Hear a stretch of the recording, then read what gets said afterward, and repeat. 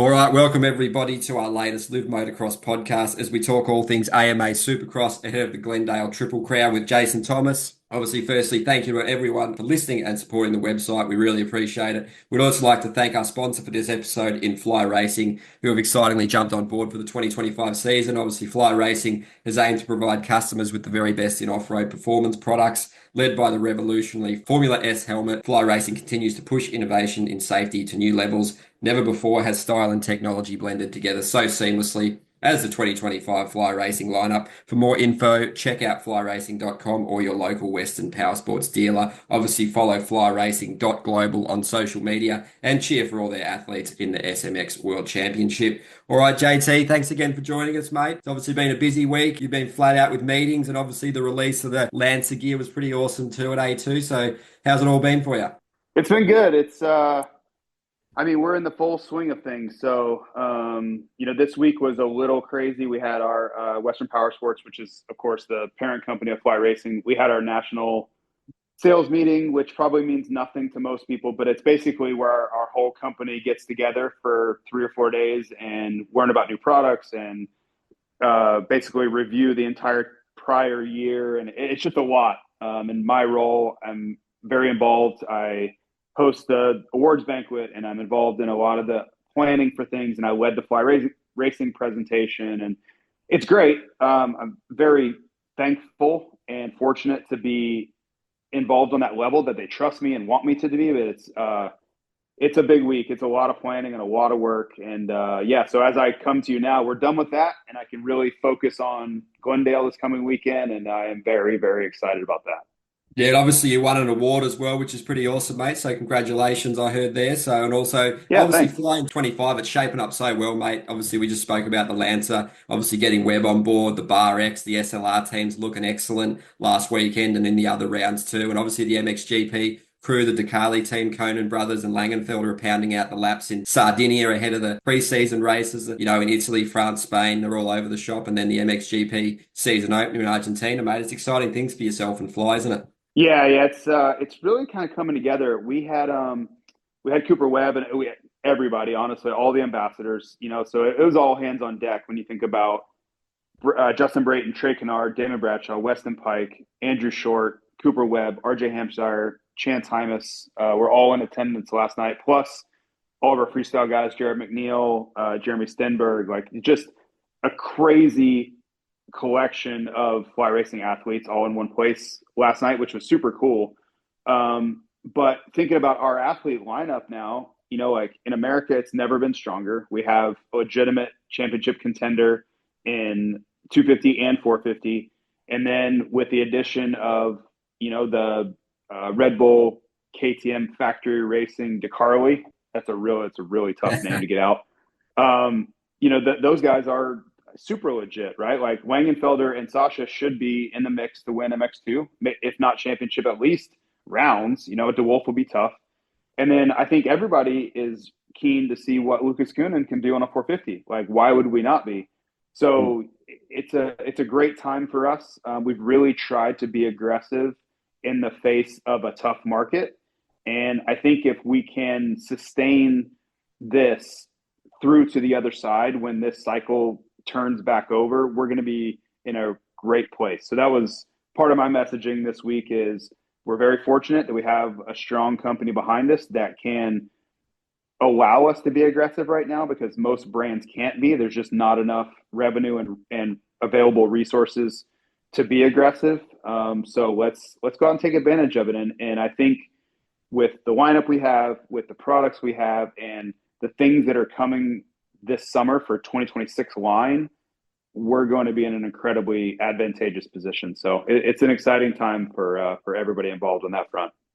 Yeah, well said, mate. All the hard work, planning, everything's coming together nicely and paying off. So really exciting stuff. And I guess on the topic, a little bit of MXGP, reigning MXGP world champion Prado has just announced that he needs surgery on that shoulder. So that's a real disaster, missing the rest of Supercross. Hopefully he'll be back for outdoors, but it's just bad for him, bad for the fans, bad for the team, bad for the series, really. It's like he's a big blow, isn't he? And, you were saying you just wanted him to build the momentum, get through the rounds, do the laps, get the reps in, because that was the key to consistency, building the base. But yeah, it hasn't happened, mate. So disaster, isn't it?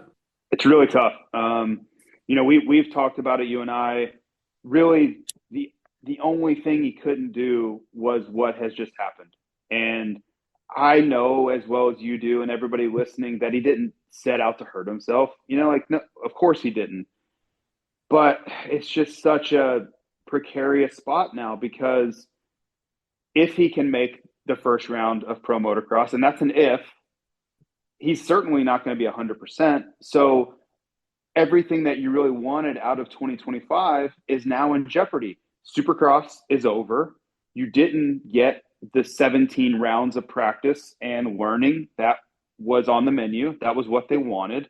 And you have now compromised what really did matter as far as results go, which was pro motocross. So this is about as bad as a situation as can be. We don't know the full details of what was wrong with his shoulder, but when you say in your post, I hope to make the opener, that sounds like pretty serious surgery. And I don't know. I like this guy. He is an incredibly nice person. So this brings me no joy in saying, like, you did exactly what you couldn't do. I hate it for him, but this is such a big, if you're doing W's and L's, like what are the wins and losses of anything? This is about as big as an L as they could have, his team and he could take. Yeah, it was a massive blow. So hopefully, yeah, the recovery goes well, the surgery goes well, and we see him out there for motocross where he was slated to be a title contender. Whether that's still in play, it's probably pretty hard coming back from that. But I guess there was plenty of talking points from A2, mate. I guess the big one was Roxon coming over with the red plate. First time Suzuki's had it since 2015. And that was a pretty awesome race as well. The racing's been excellent. The tracks have been pretty good. Another massive track this weekend with some really cool rhythms, and see what sort of combinations they can put together. But looking at those lap times, I believe the top 9 in the main event at A2 was separated by 6/10 of a second in terms of fastest lap time. So it's crazy speed at that elite level, isn't it, mate? So Glendale's going to shape up nicely again, and Roxon with the red plate's a pretty good place to start.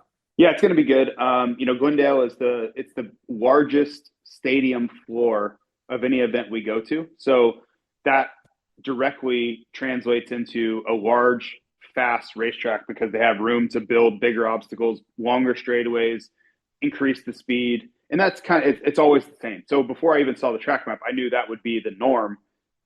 And then you start to think about, okay, well, what does that mean? We're going to a Triple Crown race. So shorter races, the start's a little shorter. So who's good in sprint races? Who's good on a faster racetrack that's really not going to deteriorate? This dirt, we're in the desert, so it's really hard, and it doesn't really get the breakdown effect that like an Anaheim gets, San Diego, even a West Coast track that's softer. Forget about East Coast. Even a West Coast track that's a little softer is going to deteriorate a lot, and the lines are going to change. Glendale really doesn't. The line you hit on the first lap, you can hit on the 10th lap and probably on the 20th lap, and it's not a whole lot different.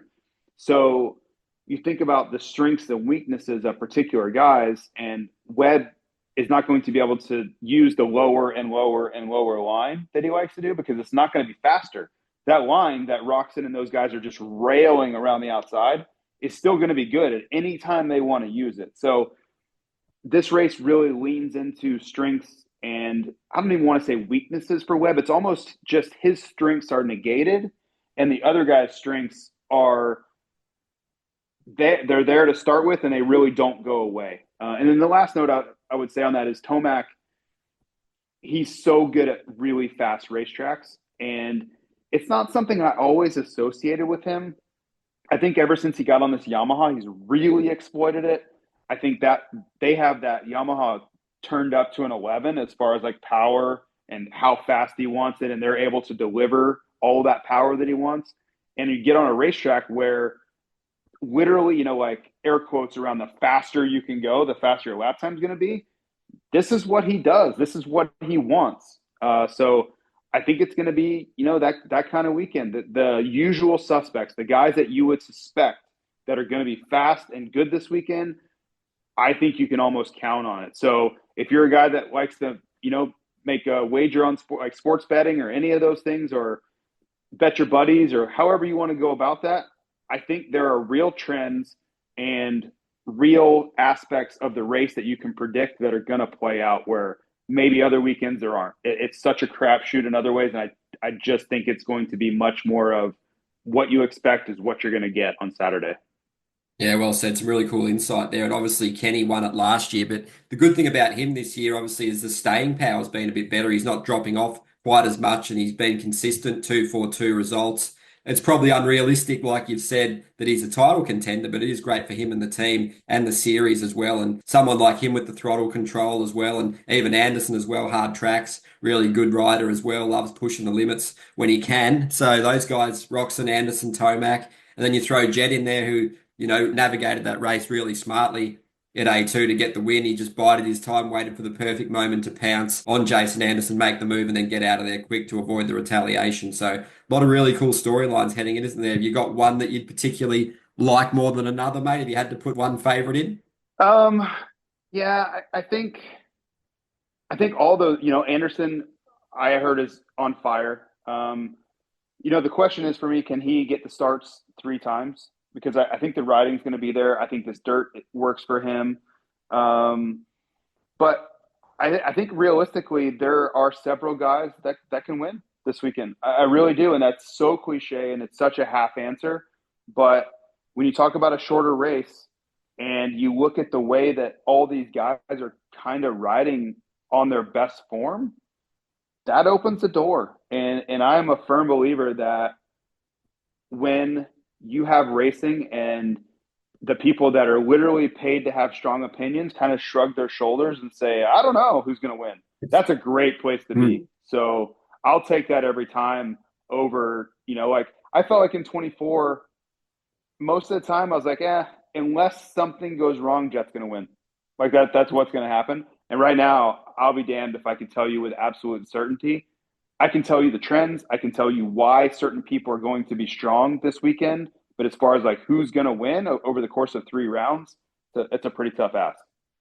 Yeah, it's going to be so fascinating. The series has been excellent. No, I guess with someone like Jett, considering what he did when he's still not completely comfortable, there's a lot of scope for improvement and refinement on the bike to get him completely comfortable. And I guess fully trusting the bike, like you want that predictability and consistency every time you do something. And he's not there yet in many areas. So, and that was, one considering he definitely didn't get as much riding time due to that strange weather event ahead of A2, on the East Coast there. So I guess there's good scope for improvement, and it didn't really seem to bother him, the whole Myrtle situation either, did it? So Jett could be one to watch. Whether he's at that level yet with the bike completely comfortable, we'll wait and see.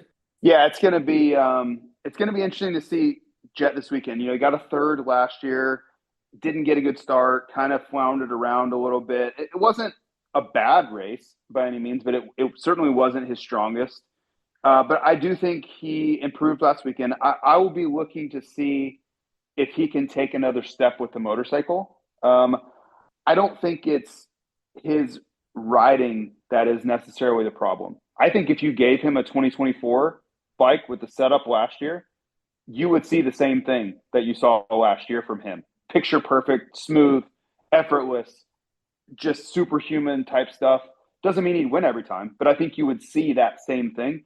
I think he's fighting to figure this bike out and gain the confidence in it. And to be really fair, watching the bike closely, the bike's doing some weird stuff. So I don't think it's Jett. I think they're working through a different chassis that's not dialed in all the way yet. They did take a step last week. I'll be looking for them to take another step this week. I do think the track being less unpredictable, like it's not going to change and they're not going to be chasing the setup all day long. Like it's going to be a little bit more of like, okay, this is what we have and this is what we're going to see. Like this is exactly the same. It's going to be a static environment throughout the night. That'll help them they won't be guessing more, right? They'll be able to pinpoint exactly what's going to happen with the racetrack, because I do believe at A1, they were really struggling with that as the track was changing, the bike was getting worse and they were chasing settings and it was like trying to hit a moving target for them, where Glendale is going to be a little bit more neutral in that aspect.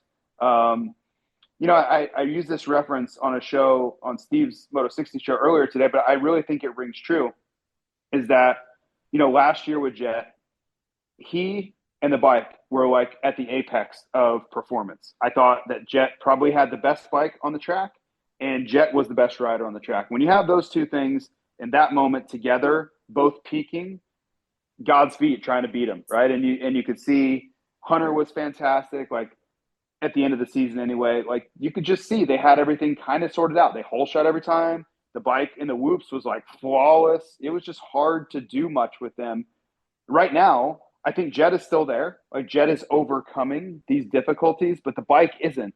So you're seeing this fluctuation, and he looks like he's trying really hard to go fast, and that's not really his style. But he's overcoming a lot of deficiencies in the motorcycle right now to still be his best self. So if they can get the motorcycle back to where he is, like I think he's just a little bit like his capabilities surpass the motorcycle's capabilities right now. And if they can align those a little bit more, then that's really going to help Jett. And we're just going to have to watch and see if they do. I don't have any preconceived notions about whether they will or won't be able to do that. But I do think that is the clear ask from the team, is to get back to a level where they were. And I'm sure they know that. They know they're not quite where they were a year ago. But I think this is important to share with any team, any OEM. Oftentimes, when you release a new motorcycle, you will take a step back initially, okay? The point of releasing a new motorcycle with improvements is sometimes you take one step back to then take 3 or 4 steps forward with that chassis. Once you understand it, you build new parts for it, you unlock the potential and the reasons for why you built a new chassis are to perform at a higher level. But sometimes it just takes a while to sort out all the different puzzle pieces to unlock that new potential. So that's what I think the ask is, okay, maybe they took a step or two back, but once they figure all that out, will that allow them to propel further ahead than they were? And time will tell. We don't really know if that's the case, but I think that's what they're trying to do. And like you can even take last year's Yamaha, for example. When Yamaha released the 24 450 or 23 450, when they changed the chassis, everybody on the team was in love with the prior bike. That's why Tomac went there. They just loved it, right? And then they got this new one, which turned better, but it was a little twitchier. And they're kind of like, Tomac wasn't thrilled about it. I heard in the offseason he's dealing with some challenge there. You fast forward to now, to 25, they've had a full year on it. They've gone through offseason. They've built new parts. They've tried everything there's to try. And everybody, to a man, looks like they've taken another step. Like when Tomac's on, heat race, main event in San Diego, I mean, that is peak Eli Tomac, like better than we've ever seen. So that's kind of the process that every team goes through is, okay, yeah, this bike's a little different. We're struggling a little bit, but if we can make it better, not only will we be where we were, we'll surpass where we were. And that's just the natural evolution of how motorcycles have gone from dual shocks 50 years ago to where we are, right? It is a never-ending, never-stop progression that has fits and starts at times. But if you look at it, and you frame out a little bit over the time, it's a never-ending progression higher of performance. Just sometimes there's peaks and valleys all along the way, but it's always getting better and better and better and better. So I don't see any reason why Honda won't follow that same trend, and this bike will eventually be better than what they had. And for proof of that, or for, I guess, to give that some substance, look how good that bike was in motocross last year. Mm. I have every reason to believe that when Jett gets on that bike in pro motocross, he is going to be a real problem for everybody, just when you look at how good Hunter was on it. So I don't know. I don't see a reason to panic, especially if they figure it out. I think there are bright days ahead for those guys.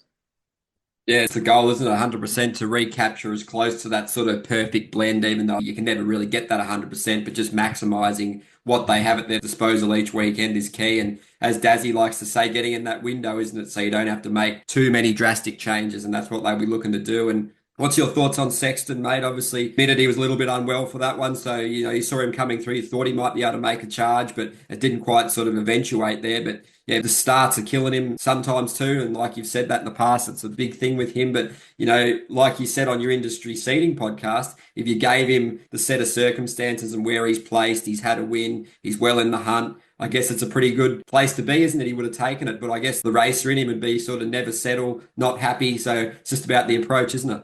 Yeah, and I think it's interesting watching Chase Sexton go about his craft because he was, I even said it on the broadcast, he was hauling ass at about the halfway mark. And I'm like, guys, we're not showing him on TV. I'm just telling you, this guy's freaking coming. I'm watching it off screen, and he is on a mission right now because he could look up, and these guys are acutely aware of the situation, right? Like for me, I'm very connected to this stuff. I'm at every race. I talk about it all week. Like those guys are more in it than I am. So they know other riders' tendencies better than I do. And I feel like I am an expert on it.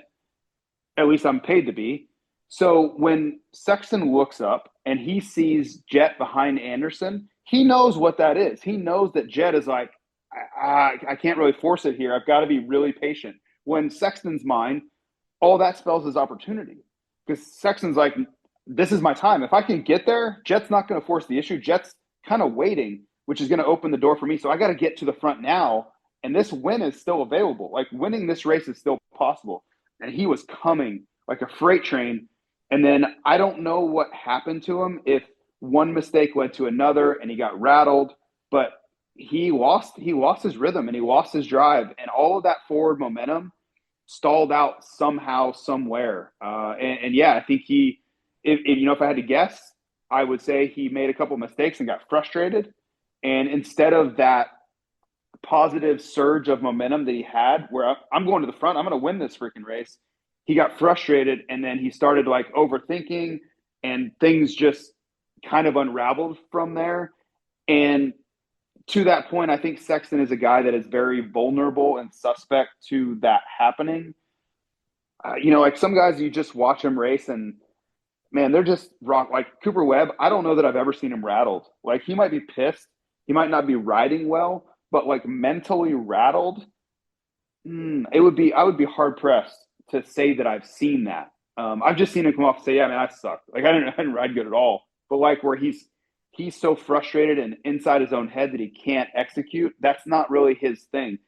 I think Sexton it is. Like I think Sexton is, he can be his own best friend or his own worst enemy. And the only person that can decide that is Chase Sexton. And I think for the first half of the race, he was his best friend. And the second half of the race, he was his worst enemy. And I know that's a crazy mental leap to take for me and everybody listening, but that's what I truly believe. I think he was using all of the positivity, and he made a couple mistakes. He got frustrated behind, who was he behind there? Roxon. And couldn't make a move. And then he's like, all those negative thoughts. I'm not going to get him. I'm running out of time. I keep making mistakes. I keep losing the front end. Like all that stuff starts to creep into his head, and he just lost his rhythm. Yeah, no, it's going to be really interesting to see how he bounces back, because obviously he wants to be on the podium bare minimum every week. And just, after A1, there was a chance there with guys losing points, a lot of stuff. He could have really maxed out a nice little lead. He hasn't got the lead. So, yeah, a little bit of missed opportunity in some ways, but like so many have been suffering that sickness, like they've said. But yeah, it'll be really good to see. And obviously, I'd love your thoughts on J Coop as well. What a crazy night for him at A2. Obviously, terrible heat, didn't transfer to the main. LCQ, I guess, used that as a good bit of momentum, but the start was so good in the main, jumping the whoops cost him, but that's a pretty good confidence boost and, a good way to maybe turn around the fortunes there. He showed that he could do it within the night. So easier said than done against these heavy hitters, and, you get the drop back sometimes, but it was quite strange seeing all stars riders outside the top five going 6, 7, 8. So some thoughts on Justin Cooper and Cooper Webb as well, mate. How's he approaching things heading into Glendale? Yeah, I always try to look at things and, I like to pose questions, especially after a bad race or a bad situation. And I did that with Chase Sexton. I said, okay, after 3 rounds, if you were going to be 3 points out of the lead with 1 win, if somebody asked you that at the beginning of December, yes or no? Would you take it or would you not? I'm almost positive he would take it. 1 win and 3 points out of the lead, and Ken Roczen's your points leader. You're ahead of Sexton, or you're ahead of Tomac. You're ahead of Jett. He takes that every time. Like, you have a hard time convincing me he wouldn't take that. So if you put it in that light, no problem. Everything's cool. I would say the same thing for Justin Cooper, to your point. If you asked him in the like winding up for the LCQ, hey mate, you're going to lead for like 5 laps. You're going to hole shot and lead for like 5 laps. Yeah, you're struggling in the whoops, which you already know. That's why you're in the LCQ. Literally, that's why you're in the LCQ, is because you're struggling in these whoops. And you're going to end up 6th place in the main event. Would you take that? He would sign it so fast, like he would break the pen in half. You know what I mean? So I think perspective is such a huge part of racers' mentality, especially when you have week after week after week, and it just keeps coming and it keeps coming. If you can't find a way to square the tough nights and the tough things that you don't like, they'll eat a hole in you. So you've got to find a way to have some sort of silver lining, to take some sort of positives, because otherwise your week is just going to be a mental hellhole, and you're going to have such negativity. It's really hard to dig yourself out of it. So I think that's the case for Justin Cooper, to say, man, this is a really shitty night that we turned around, and I was freaking leading the race. And if I can get the bike where I need it, or myself where I need it in the whoops, I can be in the podium battle, you know? So I just think there was a lot to like about Justin Cooper's main event, instead of harping on the one area that we all know, you know, like anybody, like somebody that had never watched a race before, if they were watching it, would ask, why is he so slow there? Like, everybody knew that was a problem. So work on the problem, but don't let that outweigh how good everything else was about what he was doing. Yeah, it's really good perspective. And yeah, obviously it's going to be good to see how he goes. And yeah, all those star guys will be looking for a massive weekend. And got to get your thoughts on Plessinger as well, mate. Really rough start to the season for him. He's had the sickness. He's had some terrible adversity already, you know, just that tangle with Ferrandis, just whatever happened there, just going a bit hot, whatever it was, mate. It's just not a great look. But yeah, and as Weed said, he was, you know, points leader this time last year. So hasn't gone his way, but there's no better time to bounce back in Glendale, is there? Yeah, AP's had a rough one. I think his wife posted a story or something today I saw, where it's just like talking about how bad January's been. Like, it's just like the worst month ever. And yeah, he's been sick. He's been hurt. He crashed out with Ferrandis. It's like anything that could go wrong seemingly has. And I guess the only person that's had a worse month is probably Jorge Prado. You know what I mean? Like, it's been really bad. So I guess when you're down that bad, you know, the only place to go is up. So same story. You can sit there and dwell on how terrible everything's been, or you can say, well, I'm healthy, and if I stay healthy, it really can't get any worse than this. So we're just going to go out and race. There's no pressure now. I don't have to, you know, I don't have the weight of this red plate that I did a year ago. So let's just go out and race. Like, we can go have fun, because no one's expecting anything from me at this point. So again, it's all about perspective. And I know from talking to him a lot, I don't know that there's anybody out there that is able to maintain a positive perspective and under any circumstances than that guy. Like, he just thinks he can be going terribly wrong and he'll still have a smile on his face. It's pretty amazing the way he can do that. Yeah, he's a super cool dude, great asset to the series, and obviously that was his birthday weekend as well. Definitely didn't go to plan, but he's released the cowboy hat, which is pretty cool for the fans to buy, so that always adds a bit as well, mate. But yeah, onto the 250 class. It's shaping up really nicely, the battle between Degan and Juju. They're both taking digs at each other on social media. Bit of on track, off track, it's all happening. Degan, he certainly backed up his comments, walk the walk. Social media beef simmering away nicely. Everything's sort of shaping up for them to have another crack at each other, mate. How do you think Juju's handling it? He's doing pretty well so far. He's still keeping the racing focused. Obviously, he had that issue with him on the weekend, but he's got the red plate, so he should, you know, keep doing what he's doing and keep his head down and just focus on the racing, shouldn't he? Yeah, I think he should. You know, I have a theory that you never want to kind of wade into someone else's area of expertise. And that is the trash talk, the back and forth. That's what Hayden Deegan does. That's who he is. That's what he's done his whole life. He is an expert in that arena. So why would you ever want to engage in any of that? You know, it's just not, It's not who Juju is. Like, he's a super quiet, nice person.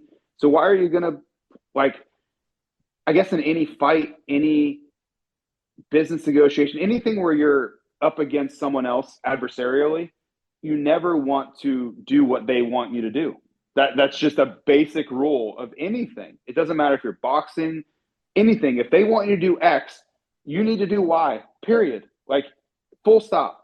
And Hayden wants Juju to get off his game, be distracted, talk smack, worry about Hayden, do all the things except for executing, getting good starts, riding clean laps. Anything but that, and Hayden is doing what he wants to do. So if you put it that simply, you would just say, Juju, like, don't worry about what it doesn't matter. If you do what you do, it doesn't matter what Hayden does. It absolutely does not matter.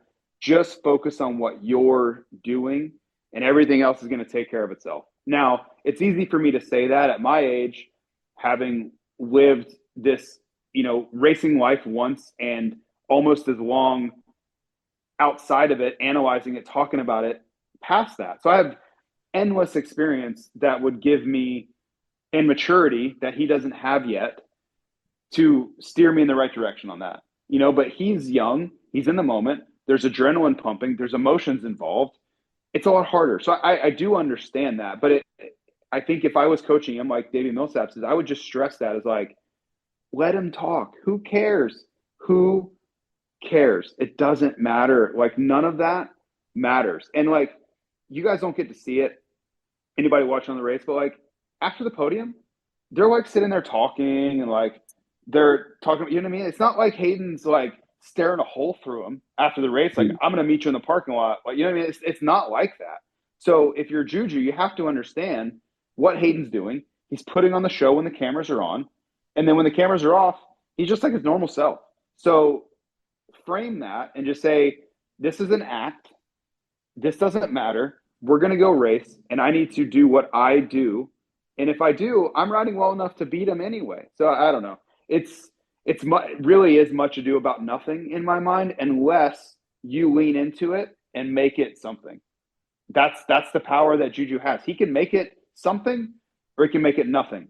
And if he makes it something, I think there is zero, if any, I would say very little to zero upside for him to kind of allow Degan to kind of steer the narrative the way he wants to. Yeah, it's going to be really good to see how it plays out. And obviously, his starts have been excellent. He's putting himself in terrific positions, Juju, to get the results that he's getting. So, yeah, just focus on that. It's all coming along really nicely. He's so young, he's got plenty of time. So, Deegan's starts haven't been great. So, put the pressure on him that way by giving him challenging situations to work through, because it's not like motocross where you can just tear through the field. It's not that simple in Supercross, shorter, different format. So, it'll be pretty cool to see how that plays out as well. And your words on Cole Davies, mate, the impressive start to the campaign continued. Obviously got a bit lucky with Jordan Smith going down, but yeah, he bagged a podium, first one, really, talent's there. He's made huge ground. He's going from strength to strength every week. So I guess you just continue along that upward trajectory by the look of it, doesn't it, mate? I am so impressed by that kid. I don't know the last time I saw someone improve that much in a year. And that's an incredibly strong statement to make. I don't know. Maybe, I guess, Ricky Carmichael in 1996 at Steel City went 16-7, something like that, 17-6, something like that at his first national. And then he went to Gatorback 7 months later and went 1-1. So that's a pretty big jump to make. And this may not be that. I get it. But results aside, what I'm watching him do on the motorcycle from last year to this year, I don't have the vocabulary to state strongly enough how difficult it is to make that big of a jump. He is so in control of what he's doing now versus when I watched a year ago. He looked like an amateur last year. I watched him ride. And he's like, I was like very shoulder shrug about him. Like, yeah, and he can ride for sure, but I'm not seeing anything really impressive here. Like, he can make mains, he could be okay, but then, like, gonna win races ever? I don't see that. Now when I watch it, it's like, oh yeah. Like, No problem. Like we don't even have to worry about that. We can talk about something else because that kid is going to the front.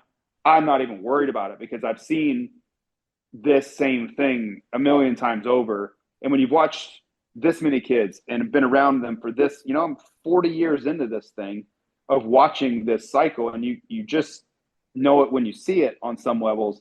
That kid's trajectory is very abnormal. And maybe he just made this jump and he'll kind of be in this spot for a while. But if he continues to improve at any sort of close to the same rate he's doing now, this kid's going to be winning races before we know it. Maybe not this year, but I'm telling you, like 26, 27, if you don't have him in your championship conversations, it will be to your own peril.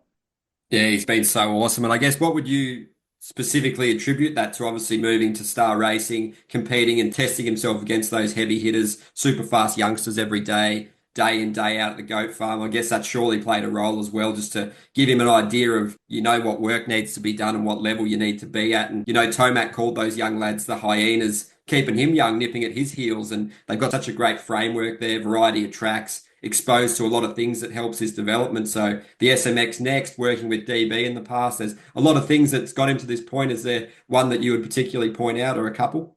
You know what? I think that the talent is really hard to overlook. The natural ability needs to be there. The unlock is what's really happened.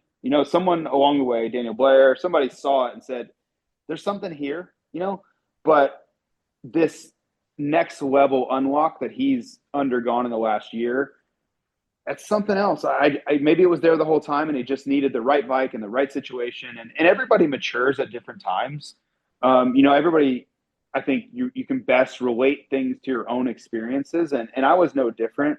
When I was 12, 13, I wasn't very good. I was like super average on a national level in America. And then like 14 to 15, I made a huge jump. And I don't really know why. It just kind of happened. Like my coordination caught up or something happened. And I made this gigantic jump forward to being like a top 5 national caliber guy. And I didn't really understand what the difference was at the time. And I bet if you ask Cole Davies, he wouldn't be able to laser pinpoint accuracy, narrow it down either. He's just been putting in the work. He got on a better motorcycle. He was around faster people, and something clicked with all those things, and he took a huge step along the way. So I don't know, maybe somebody smarter than me or somebody close to him could tell you what made that jump happen, but it doesn't always have to be really that obvious, right? If you have the tools there, sometimes the biology and your equipment and all those things align to take you to that next level. The important, we don't really even have to know why. The important thing is for that kid is I've seen enough to be convinced. The way it's not the result. I don't really care if he gets 3rd or 9th this weekend. It's what I'm watching him do on the motorcycle, to me, is what matters. And he's just got it.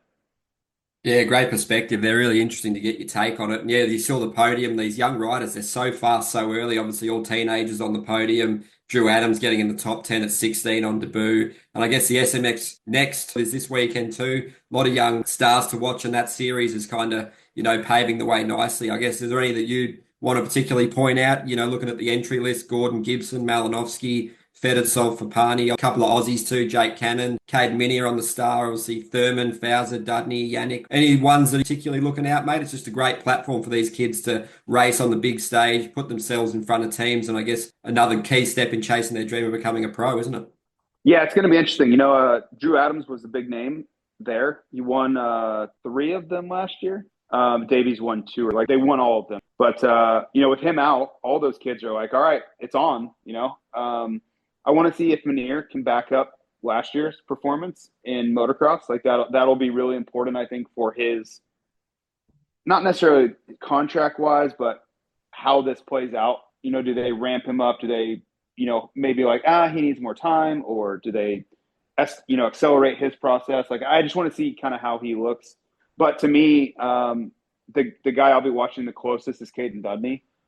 I think that kid really has something. And, Star went out and got him, which that's what they do.